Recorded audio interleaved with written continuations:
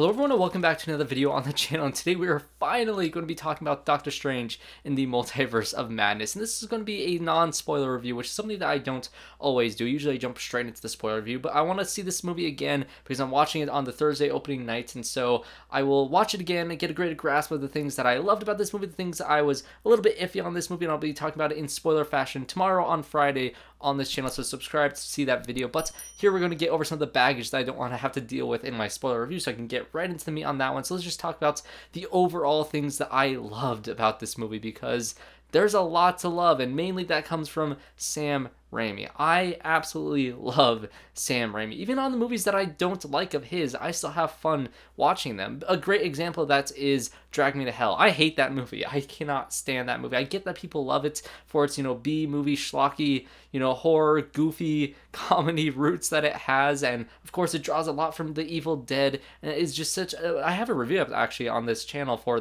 for Drag Me to Hell if you guys want to watch that, but I do not like that movie. That is the Sam Raimi that I think goes a little bit too far. But when it comes to the Spider-Man trilogy, I also have reviews up for that. I really, really enjoy those movies, and even those campy and cheesy tones that he brings to those films work really well. And of course, probably my favorite thing from Sam Raimi is, of course, the Evil Dead movies. I love the first Evil Dead, and the second Evil Dead is so much fun, and Army of Darkness is still a lot of fun, and Doctor Strange in the Multiverse of Madness pulls from a lot of these different elements that is from all these different types of movies. And if you do not like his style, I probably guarantee you will not like this movie. There's a moment towards the beginning of this movie that is the most Sam Raimi thing I have ever seen in a movie. That is what I really appreciate what Marvel Studios is doing with their films and with their shows recently. They're really letting their filmmakers make the thing that they want to make, making the thing that they have signed up to make. You don't get rid of Scott Derrickson for Sam Raimi and expect, Sam Raimi to do another Oz the Great and Powerful type of movie where it's just kind of like a studio mandated film where it doesn't have any style or any sort of like flair of Sam Raimi, because he is very specific. Of course, you get those camera moves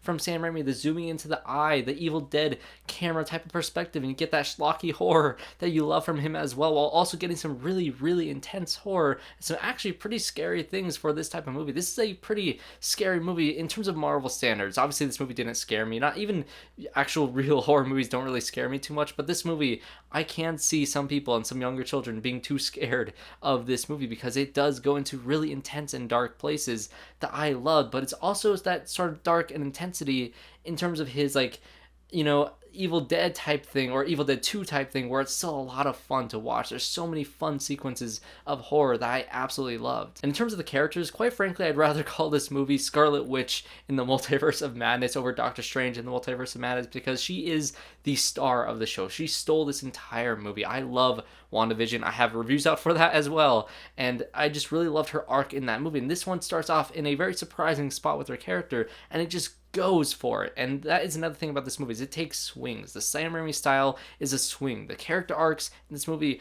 are a swing, and everything that Elizabeth Olsen does with this character and Sam Raimi does with this character in this film is near perfection. I loved every single aspect of her character in this movie, and I cannot wait to talk about it in spoiler fashion. And of course, we all know Benedict Cumberbatch is great as this character, and he gets to have some more fun as this character. Obviously, if you've seen you've seen that episode of What If about Doctor Strange, and that is easily my favorite episode of that show. And that movie, or that show, goes into such crazy ways that you don't think that a live action movie could go in that crazy direction. This movie really does go for it. The multiverse aspects of this movie is so imaginative when it comes to every aspect of the multiverse that it pulls from. It pulls from a lot of different things, but the movie still manages to focus in on our characters and the main story at hand. Yes, you get a lot of fun moments with a lot of different things, but the focus is on our characters. And I think there are some aspects of this movie that will be controversial in terms of the hardcore fandom and expectations that are coming out of this movie. And I will want to warn you guys for that. I won't spoil anything, but